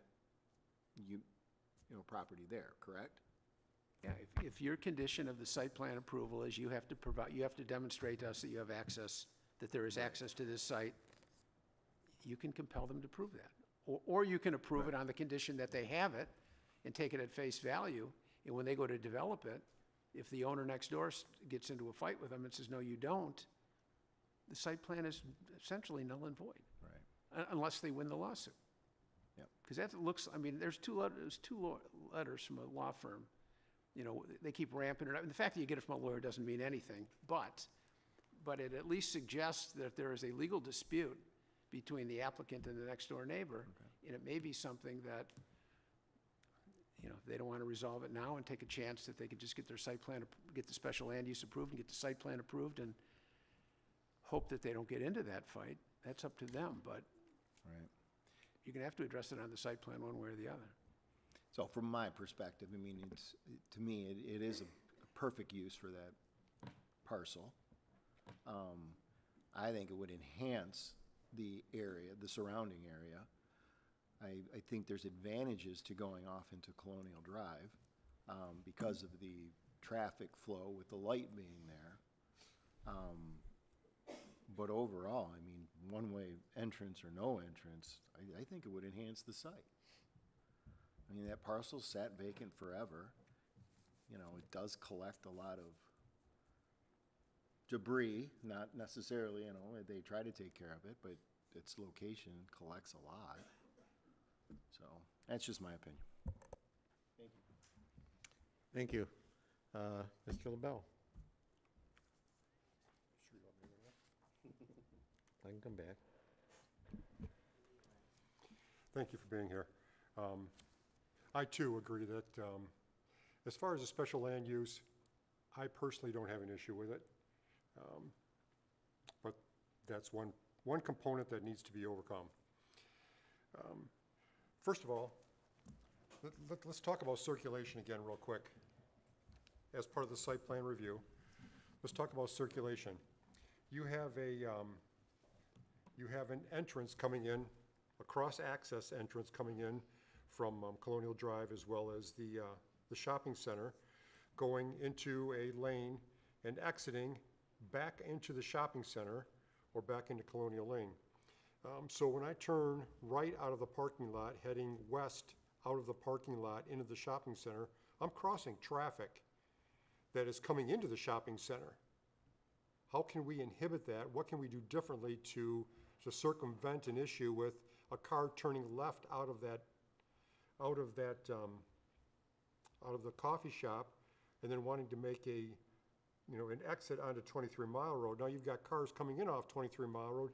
You potentially could have cars stacked up crossing the entrance coming off of 23 Mile Road, which would cause an issue. That is one concern that I have. So we need to look at that, what we can do. And I'll give you an opportunity to speak on all these. We talked about a loading zone. Do you have a loading zone on there to unload the product so that it doesn't inhibit traffic? You can get to that in just a moment. Back to Ms. Vosberg's question about the walk-up site. Is there an area where if I live in the apartments and I want to walk over and get a cup of the best coffee ever, is there a place where I can safely stand out of the rain or not be subject to being hit by a vehicle or something? And what if I decide I want to stand there for a few minutes and drink my coffee or whatever your product is? Now let's get to the building materials. You've got Nichiha all over the building. It appears as Nichiha product all over the building. Our standard is brick or better in the township. So I'm going to need some explanation as to what you're proposing. We're not opposed to Nichiha, but when you get to that, we'll have conversation about that. Another question that I have is they have LED lighting all around the building. What is our ordinance? What is currently what our township ordinance allows as far as LED lighting on the soffits, around the canopy? It's pretty lit up.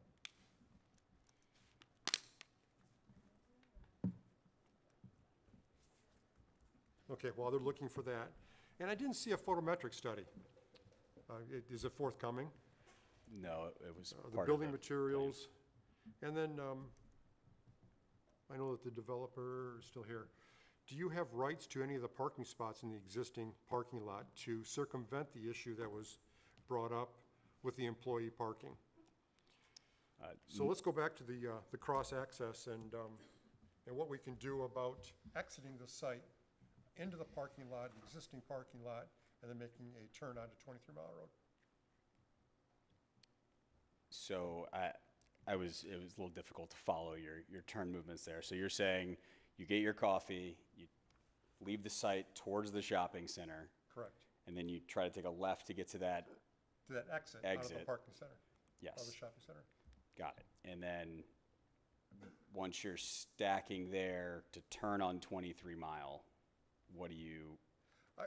Here's the thing is I use that shopping center often, and There has been times where there's been 3 or 4 cars lined up to make a turn onto 23 Mile Road, because just as Ms. Young has said, there's a lot of traffic there on 23 Mile Road. It's difficult to make a left out of there. Typically, I turn right because I just can't make a left. But there's times where there's 3, 4, 5, 6 cars lined up there. Now we're adding somebody pulling out of that site, blocking traffic from coming into the site because they're waiting their turn to make their turn onto 23 Mile Road. Well, I think that's the beauty of having both access to the shopping center and Colonial Club. Nobody is going to turn towards the shopping center to try to make a left onto 23 Mile. You're going to go to the signalized intersection, which would be at Colonial Club, which you can just make a left, get to that exit, and then make your left. So, you know, people going westbound on 23 Mile can make the same decision. If they feel that it's a little too congested, they can just go to Colonial Club and wait for the light as well. But with any sort of cross access, you know, coming from the gas station even further to the west, you know, you would wait for your turn to clear. You know, there's enough sight distance to look at people coming in and turn safely to get to the stacking lane. So then why even have an exit there? Just to allow. Because if most people are going to use the traffic signal, why have an exit there? Just for cross access for people if they want to get back to the shopping center. Maybe they're coming here first before going to the shopping center. They don't have to spill onto 23 Mile to turn right back in to go there. There's a lot in that shopping center has to offer, and we think it's part of the synergies of this site. Can we do something to make it so that they can't make a left-hand turn out of your site? The police chief did have you know, some recommendations with some site signage where he had some similar concerns, and you know, again, we'll listen to him and make sure that that signage is present. Okay, because we've got an Applebee's at the other side of the parking lot that has that situation, Mm-hmm. and it does become cumbersome at times.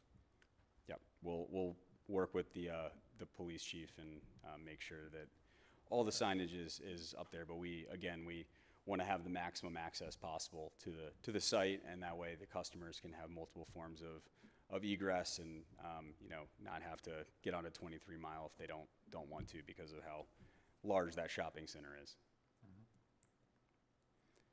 Loading zone. Yes. So again, loading is done via box truck and off-peak hours. Generally, they can go anywhere on the site to do that. The idea here is that they would be back towards the trash enclosure, be able to stop in that through lane, drop off the boxes, and then move on their way. You know, there doesn't anticipate to be a lot of traffic going eastbound on that north lane, just cutting through there. So again, that's why our trash pickup and you know, anticipated loading area would be there. And then, as it was stated in our response letter, you know, we do have the ability to dictate times and how that operation goes. What are your hours? I'm sorry, I'm adding another Yep, question. it's 5:30 to 10. 5:30 till 10 p.m. at night? Yes. Okay, walking up to the site. Yep, walking up to the site. We provided access directly to 23 Mile Road with a crossing of the driveway there. There's actually the canopy that goes over the stacking lanes, also wraps around the building as well to provide canopy over all the doors and everything like that. So if you were to walk up, you know, you'd be underneath the canopy, and there's an employee door there, as well as the you know, option for, you know, getting to the window that is also under the canopy. As far as sitting and drinking your coffee on the site, we don't have those facilities. You know, the idea is the quick grab and go, which seems to be the majority of coffee users these days, including, you know, the larger boxes like Starbucks. I believe the one across the street has eliminated their indoor use as well. So. Building materials. Oh, unless you want to speak, I'm sorry. Good evening, members. My name is John Iske. I'm the Director of Real Estate for Brutopia, the franchisee group. I don't want to jump. I just want to hopefully provide a little clarity on the walk-up. So if you look at this drawing here,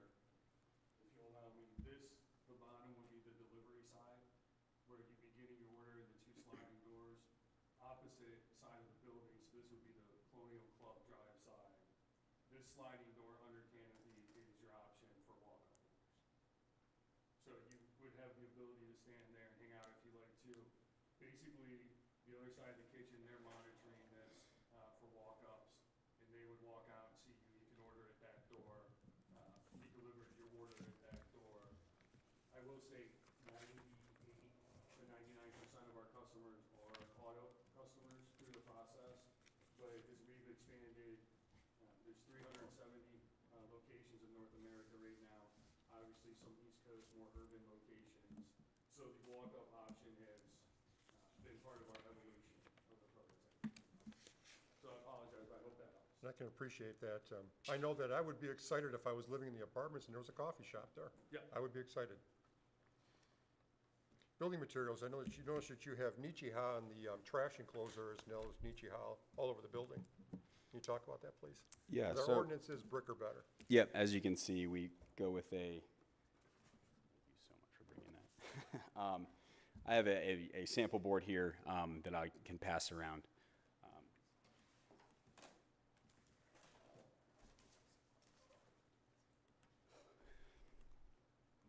Got some more for you as well.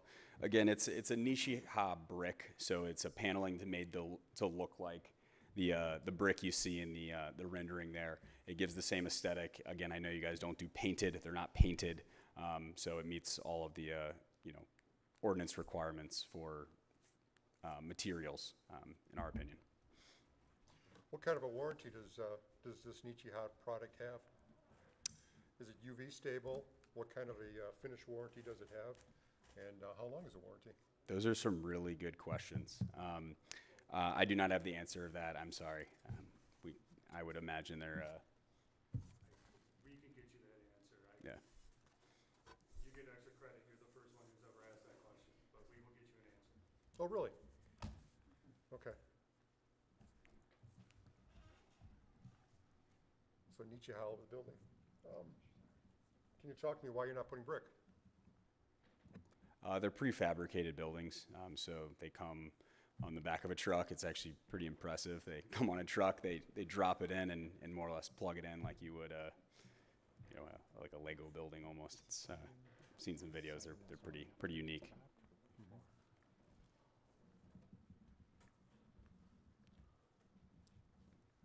Dave, have you had an opportunity to look for the application? Would you please elaborate on that, please? Yeah, so that was referring to section 5.37A1. All outdoor lighting shall be shielded downward or below horizontal with cutoff luminaries, maximum of 85 degrees from vertical to reduce glare. And then their proposed one is 120 degrees, so the maximum is 85. Okay, thank you. And like I said, we'll make sure that it's removed or in compliance with the ordinance. Okay. Just as a reminder, you have signage on the building. We're not approving any kind of signage, as far as with your site plan approval. Understood. As well as, there's a very specific, as a reminder, very specific regulations as far as changing colors, blinking, flashing, LED signage, things of that nature. So please keep that in mind. With that, thank you, Mr. Chairman. Thank you. Mr. LaBelle, one thing. The photometric plan was part of the architectural package. If you missed it, it was the last page. I couldn't find it. Okay, it was the last. What page is it on? I think it's technically. What page is it on? It's the last one. It's SU 1.2 is the photometric plan. All set? Thank you. Thank you. Mr. Brokart? I like the idea of a coffee spot right there. When it comes to the special land use, though, I do have some concerns that you're not meeting the standards, not all of them.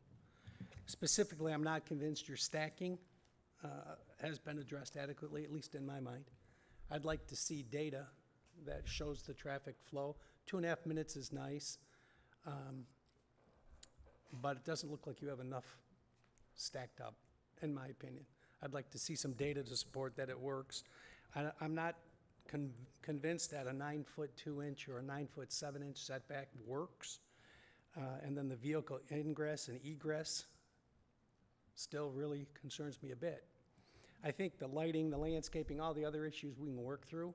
Those three are really, really hard for me right now. Again, I'd like to see it there. I think it'd be a good spot. I'd probably be a customer. But let's make sure that we meet all of the standards, okay? I don't want to talk about the site plan yet. I got work to do on that side, so thank you. Thank you. Mr. Carr?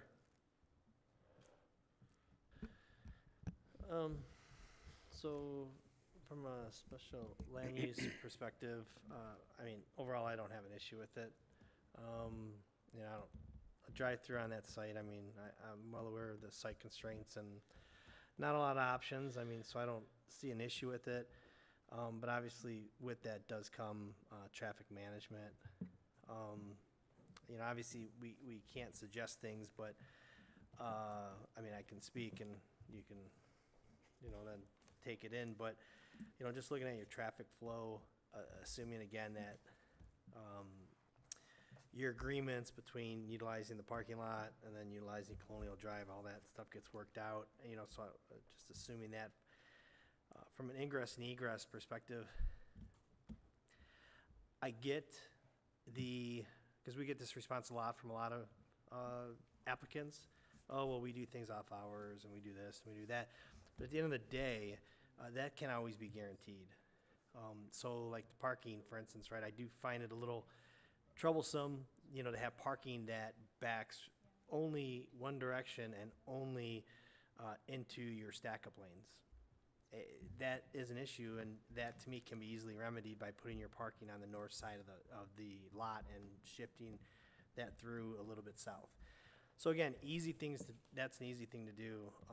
The other issue I have from the special land use perspective is just, you know, at the southeast corner, is the intent for people to be able to make a left or a right turn out of there on Colonial Drive? Or is it just a right to get to 23 Mile Road? The intent is to make a right to 23 Mile Road. We don't, Okay. I mean, unless you lived back there, there's really no reason to make the left. Correct. And so again, to make it safer, and I think, again, I can't, you know, you do what you have to do, but to make it safer, you know, maybe that's one thing that's looked at is making that a right turn only and making that a narrow exit instead of right now inviting people to make left turns. Because I have a feeling that you might also get people accidentally making a right turn into there just to cut through, and people are going to be egressing out with their coffees, and pedestrians are going to be walking across. So again, you know, that is, you know, again, that interference I think needs to be looked at from a site plan approval.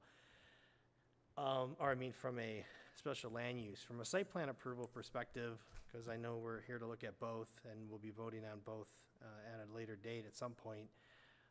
Just some things that I think needs to be looked at, and some of my counterparts did a nice job with some of their comments as well. So, but in addition to some of those comments, just some conflicts that I saw in your plans that I think again need to be addressed. Because your site is so constrained, and vehiculars are the main mode of getting around your site, there are some things that I think need to be looked at. One is, like when you look at your dumpster, the corner of the dumpster is right at the road. I mean, so you have people egressing. You know, you're going to allow cross traffic coming in now. You got people going to be making a turn around that to get into your lanes. To me, that dumpster either has to be shifted south, or you have to put some type of a protection like a bollard in front of that corner of that dumpster, because you literally have it right up against your roadway. And that's not common. Dumpsters are, you know, typically, you know, off to the side, and definitely not up against where, you know, cars just come up and, you know, can clip that at a regular basis. Especially with the niche shop products, if we do agree to do that and not brick, I mean, that's just going to start bricking off. Every time it gets hit, it's just going to chip off, and it's just going to be an issue. The other thing is looking at your utility plans and then looking at your elevations, you have a conflict. Your gas and your electric shows that it's coming in on the west side, which is right, and both those are require meters. When you look at your elevations, you have the electric on the north side, the electric box on the north side. And gas, I can't even see anywhere. The reason why I bring that up is because there's obviously an electric meter, and then there's a gas meter. And gas meters typically come up on the outside, and they're right adjacent to where all the cars are driving. Gas meters need to be protected by a bollard, and I would also encourage that gas not to come out on the west side where your vehicles are coming in, but on the north side where your elevation has the electric, because then it's just, there's no vehicles.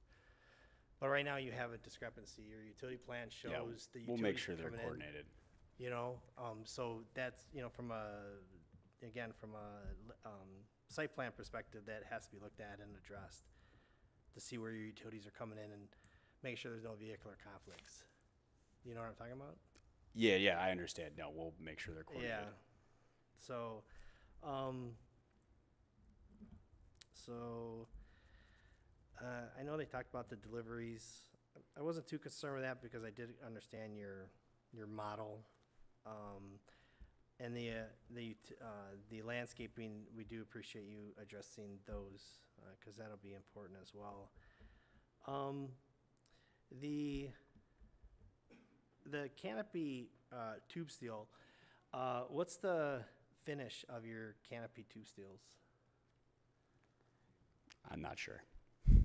I'm assuming it's painted metal, all your tube steel, but again, I didn't know if it was like, if you're gonna have like an aluminum enclosure or if it's painted, but that was my question, because it doesn't say anything on your elevations, it just says steel column. So I'm just trying to understand if it's painted, which means it'd probably be a field painted. So, and as you have addressed, you know, painting, we try to avoid that as much as possible. And I also saw that on your parking signs as well, you have painted signs. So just ask that you maybe take a look at that, you know, and see if that is accurate or not, because you did a nice job with your bollards by doing the sleeves. But there seems to be some other ones that maybe you can just look at. The bike rack material, what was that? I think it's just aluminum. Okay. Yeah, I didn't see what it was. I was curious what the finished product was. And I think other than that, I mean, those are my comments from, you know, both. Again, I think special land use will go first, and we'll figure that out. I just figured I'd give you some comments on the site plan, because those are things I'll be looking at if the special land use gets approved. Thank you. Mr. Renaud.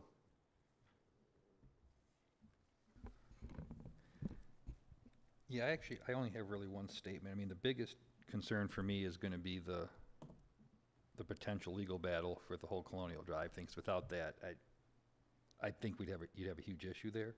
But I think everyone here tonight has covered everything else that I was going to touch on. So thank you for making it easy for me. Thank you. I just have a couple questions. You'd mentioned you have numerous locations there throughout the country or certain parts of the country? Throughout most of the country. We started down in the south, and we've since expanded into the northeast, Midwest, Indianapolis.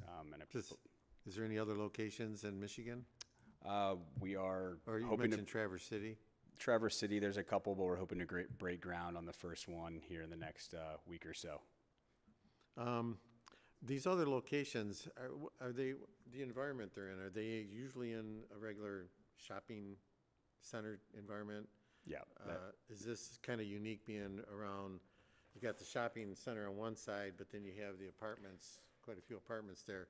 Is that something that you found that you have some of your other locations? Generally, we look at shopping center outlots, but this is not unique. Honestly, the first one that we're planning on breaking ground on is down in Allen Park, and that's it's a standalone lot with residential to the rear as well. I mean, again, we do look for these kind of odd, smaller parcels because no one can really develop on them. So if we are going with standalone parcel, this is what we look for, or just kind of the unique outlot of a larger development that maybe doesn't take up a ton of space where you couldn't fit a typical QSR or other sort of outlot development on. Okay. I travel that road a lot. I don't live near there, but I'm there all the time on Waterside Drive. There's a couple stores there I hit, and whenever I'm going on the north side of 23 Mile, especially more so now with construction, but before construction, I always would go across 23 at the light there, and to get to Gordon Foods and some of the other stores, I just take Colonial Drive, goes into the back, there's some condos back there, there's a cut-through that takes you right over to where Gordon Food is. And it's pretty busy. It's busier now because of the traffic. So got a little concern about how much traffic's gonna be going in and out of there versus going into the shopping center on the other side of your property there. Very seldom do that because of all the traffic and trying to make those turns. So I have a little concern about how much more traffic that road's gonna see. So with the apartments, the reason I ask that is because of the traffic, I think there's gonna be a lot of people that are gonna be walking rather than driving. If they're at the apartments, they're gonna, not get in their car and drive all around when they can walk 100 steps. So what do you do if, I'm sure a lot of these folks know each other and they go up and they get their drinks and they just kind of hang around and they're, having a little social time. How do you control that? If you had 10, 15, 20 people that are all having their drinks and not getting it and walking away, how does that get controlled? I mean, well, there's really no site amenities to hang out with, Well, you got people that are having a cup of coffee and, a bunch of them might know each other, maybe not, maybe it's raining a little bit. I guess I have a concern about a bunch of people around the building with the traffic coming in and out, the drive lanes. Well, I think it's gonna be a busy site, and I have a concern with the drive-ups and the walk-ups. So I just wanted to make that. The traffic where people would, the pedestrian traffic walking up, the only cars that could potentially impact those are the people leaving the drive-through. Again, I expressed we've got great throughput times, but, again, they're single orders at a time. So there's, one car trying to leave at a time. There's a sidewalk over there with a canopy, that can, fit a few people. I understand the picture you're painting of 20 people standing in the rain trying to drink a cup of coffee, but it just doesn't seem super feasible. And that's why I was asking if most of your locations are in a more automotive type environment where people are driving in and out, where you've got a whole lot of walk-up traffic potential, and we don't know what we don't know. It's a unique site, which everybody said it's very unique. And it's right in the middle of, traffic on both sides of it, and so, I would argue we that don't know how that's gonna play out. while I do understand there's the apartments right there, I wouldn't consider this a heavy residential, further, there's no sidewalk further east of us, there's the highway over there. It's really just the apartments right there that could potentially access it. Across is more business, you have the shopping center, so, I mean, again, it's really just those couple apartments right there. I wouldn't, it's not like you have a whole downtown neighborhood that will really be walking to the site. I don't think it'll be that encumbered by pedestrians. I mean, again, we'll have a few, but it is. Yeah, it's just a concern I had. I wanted to bring it up. Understood. So, well, that's all I have. Mr. Chairman, just so the commission is aware and the applicant, there will be a sidewalk and a crossing on 994. If not, is it this year or is it going to be next year? The construction is completed? Next year. So it is coming. You'll be able to traverse basically all of the north side of 23 Mile Road by sidewalk. I see more people riding bikes too, and we're constantly looking for sidewalks so people can, travel around the township, not just to ride a bike for exercise, but to destination, to get somewhere. Understood. To the store, so there's many things that might come into play. So I just have that concern. So do we just postpone this until the next meeting? Mr. Chair, I have one more request, if you don't mind. Sure. The gentleman in the audience, you said that you would provide the warranty information on the Nietzsche Hot product, the siding product. There was a question about the brake metal that is used around the building. Is it a powder coated finished? Is it a pre-finished material? And what is the warranty on that as well? If you can provide that information. Which brings me to my next statement is that we're not prepared to make a decision this evening. No, I'm not. Not until we have all of our questions answered. So do we, 2 weeks? Did you give the public a chance to comment? Yes, I Yeah, think, I know. didn't I? Just waiting for him to. Yes, I did. Mr. Leonard? Yes. I have a question for you. Are you concerned about pedestrians kind of hanging out as a plus or a minus? Anytime you have a lot of people hanging around, it depends. If it's at somebody's house, it's fine. But at a place of business, to me, it's kind of a negative if you have a lot of people, a lot of traffic, and people may be riding bikes. Who knows? I mean, things are changing in the way people commute and get around, and it's crazy to drive in that area. I hate going up there, but I have to because there's certain places that I frequent. And I found the best ways for me to get in and out of those areas where I'm not going on 23 Mile or Gratiot. And it's worse now because of the traffic. Just yesterday, I was stuck on 23 Mile Road for probably half hour. I was coming from the lake, I was heading towards the expressway, and I was just trying to get to Gratiot to turn right. I got over in the left lane, I turned down Donner, which is where the new Sheets is. I drove all the way to Cotton Road, went out on Gratiot, and then it was a little better. So I just have a concern that I don't think it's a positive when you have a lot of traffic and a lot of pedestrian and maybe bikes, maybe not, I don't know. I just think the potential's there. Because of the location, it's all clustered, like right there. And so it's just a concern I have, so. Would you want to have them propose like an outdoor seating area that's separate? Not necessarily. I Okay. just threw that out there and, let them come up with, some ideas. I don't know if anybody else has a concern about that, but how do you remedy it? If you got a lot of people there, are they gonna keep bringing coffees out, or at some point do you tell people, I'm sorry, we're not allowed to have, more than, there's not even a number that you can put to it.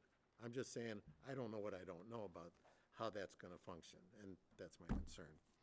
So with that, if there's nothing else, I'm gonna make a motion to postpone our decision until August 5th meeting. Does that give the applicant enough time to answer all the questions that have been asked? We can do it, Jonathan, when will we need to have revisions in? I would recommend doing your typical up to 6 meetings. That way, if they get stuff to us sooner, we can put them on the first available agenda once was a they lot get in. that Gives them, came up. gives them some flexibility. Yeah, there was a lot that came up, so.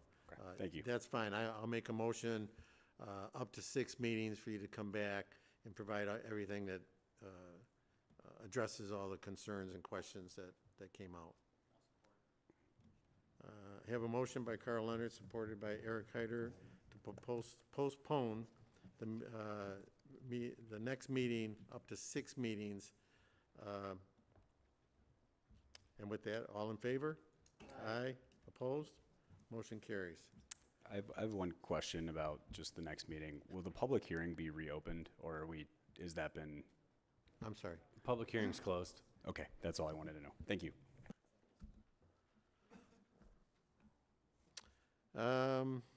There are no regular agenda items. There's no presentations, reports, or discussions.